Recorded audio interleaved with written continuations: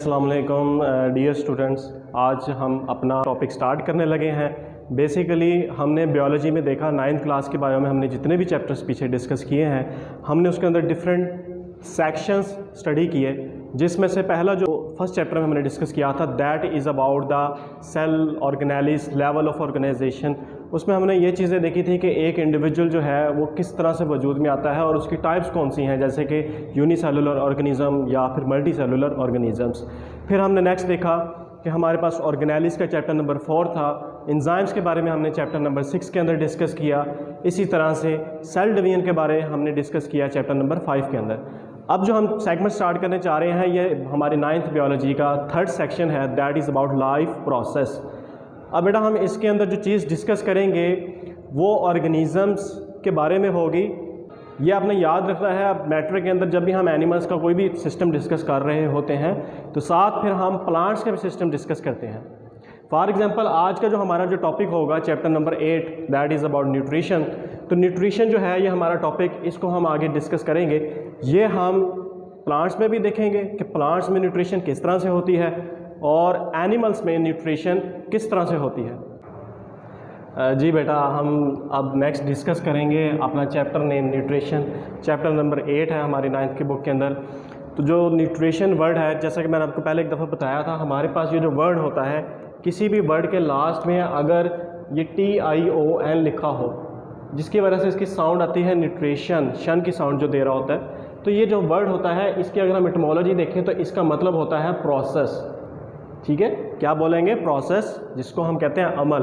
तो इसका मतलब ये एक ऐसा प्रोसेस है, एक ऐसा अमल है इन विच फूड इज़ ऑब्टेन्ड, या तो खुराक को हासिल किया जाता है, प्रिपेयर्ड, या तो खुराक फूड खुद बनाई जाती है, absorbed and converted into body substances for growth and energy.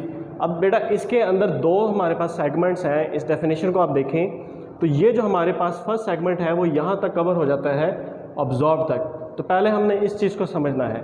इसका मतलब कि जो ऑर्गेनिज़म्स हैं वो अपनी खुराक किस तरह से लेते हैं। तो अगर हम ऑब्टेन की एग्जांपल देखें तो हम अगर अपनी एग्जांपल देते हैं एज अ ह्यूमन, तो हम अपनी खुराक कहाँ से लेते हैं? हम अपनी खुराक दूसरों से हासिल करते हैं। अगर हमें कुछ भी खाना हो तो वो हम दूसरों से हासिल करते हैं, चाहे वो वेजिटेबल्स हो या चाहे मीट हो। हम अपनी खुराक खुद नहीं बना सकते।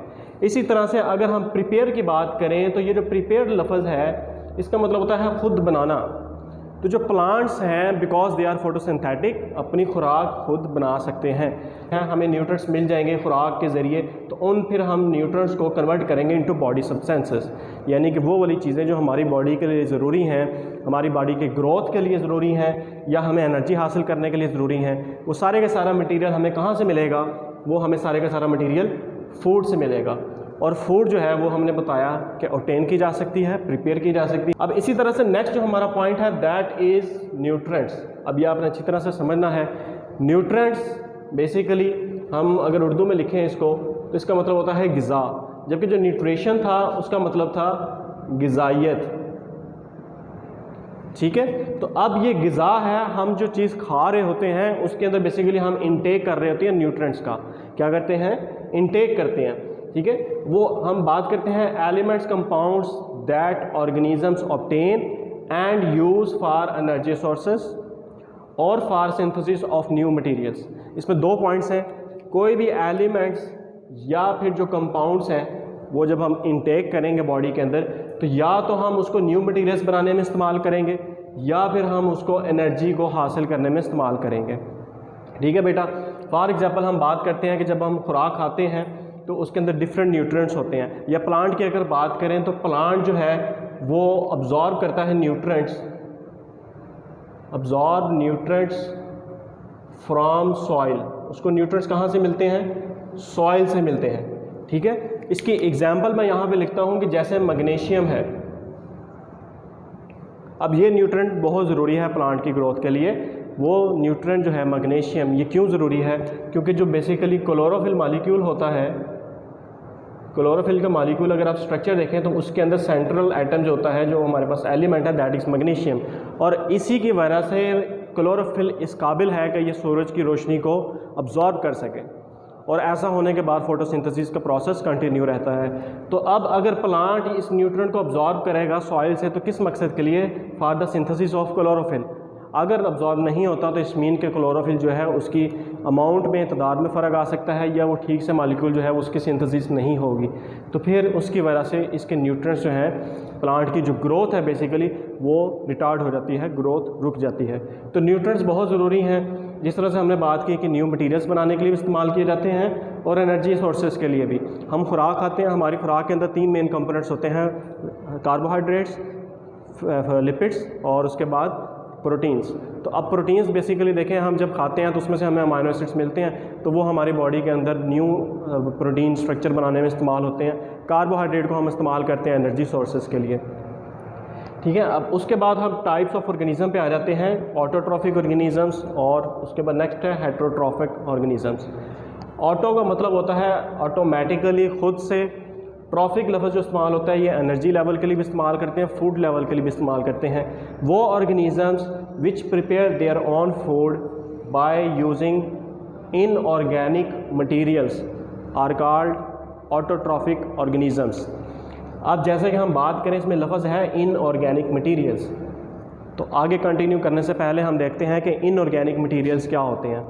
हमारे पास जो कंपाउंड्स होते हैं, यहाँ पे लिखा गया कंपाउंड्स, ये 2 तरह के हो सकते हैं, या तो ऑर्गेनिक या तो इनऑर्गेनिक। अगर हम इनऑर्गेनिक की बात करते हैं तो वो वाले कंपाउंड्स होंगे जिनके अंदर कार्बन और हाइड्रोजन, ये 2 एलिमेंट्स आपस में बॉन्डेड नहीं होते।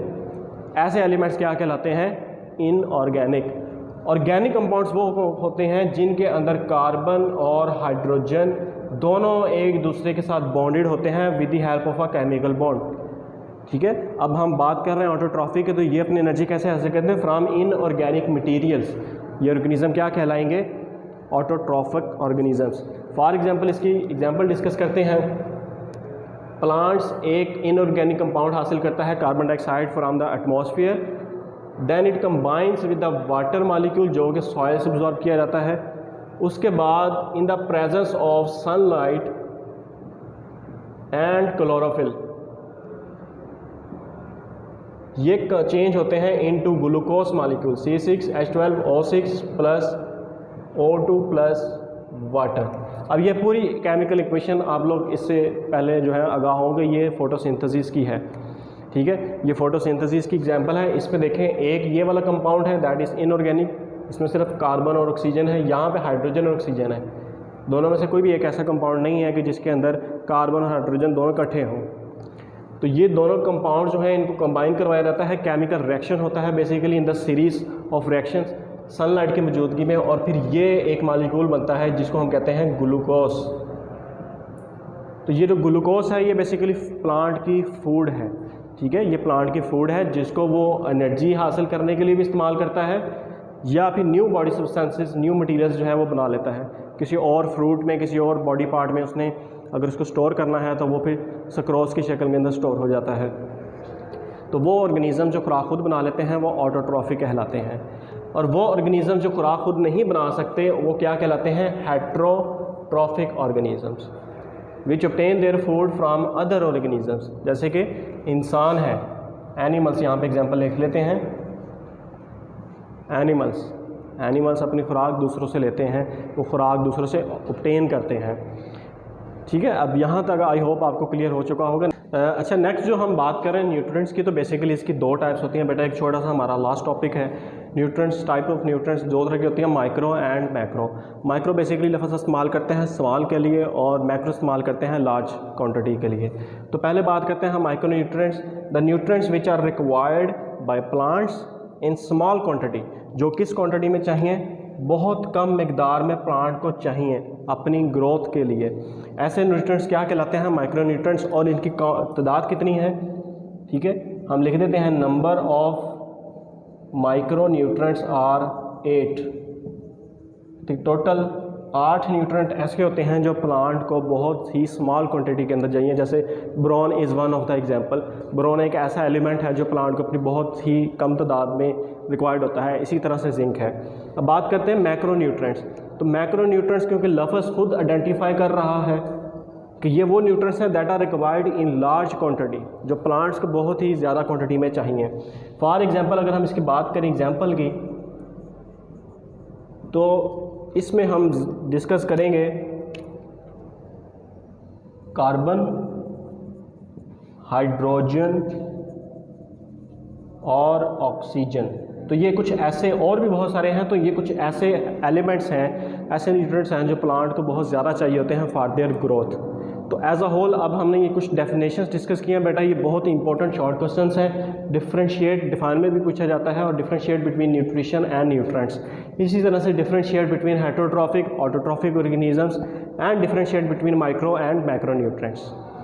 तो इस पूरे लेक्चर की एक समरी आपको बयान कर देता हूँ। न्यूट्रिशन एक अमल को कहते हैं जिसमें खुराक अब्जॉर्ब की जाती है, ऑब्टेन की जाती है या फिर बनाई जाती है फॉर द एनर्जी सोर्सेस, अपनी एनर्जी के लिए। न्यूट्रिएंट्स वो ग़िज़ा है, वो एलिमेंट्स हैं जो कि हमें रिक्वायर्ड होते हैं। बेसिकली न्यूट्रिशन के अंदर हम इन न्यूट्रिएंट्स को ही इनटेक करते हैं। फिर ऑटोट्रॉफिक ऑर्गेनिजम्स वो ऑर्गेनिजम्स हैं जो अपनी खुराक खुद बनाते हैं from the other inorganic materials like plants. इसमें एग्जांपल यहाँ पे हम डिस्कस कर लेते हैं कि एग्जांपल है हमारे पास प्लांट्स, इसमें एल्गी भी आ जाती है, कुछ बैक्टीरिया भी आ जाते हैं जिसको हम साइनोबैक्टीरिया कहते हैं, क्योंकि उनके पास फोटोसिंथेटिक पिगमेंट्स होते हैं, लिहाजा अपनी खुराक को तैयार कर लेते हैं। वो हेटेरोट्रॉफिक ऑर्गेनिजम्स वो ऑर्गेनिजम्स हैं जो अपनी खुराक खुद नहीं बना सकते लाइक एनिमल्स। और ये nutrients, micro nutrients are required in small quantity, macro nutrients are required in large quantity. Okay बेटा, जज़ाकल्लाह, अल्लाह हाफ़िज़।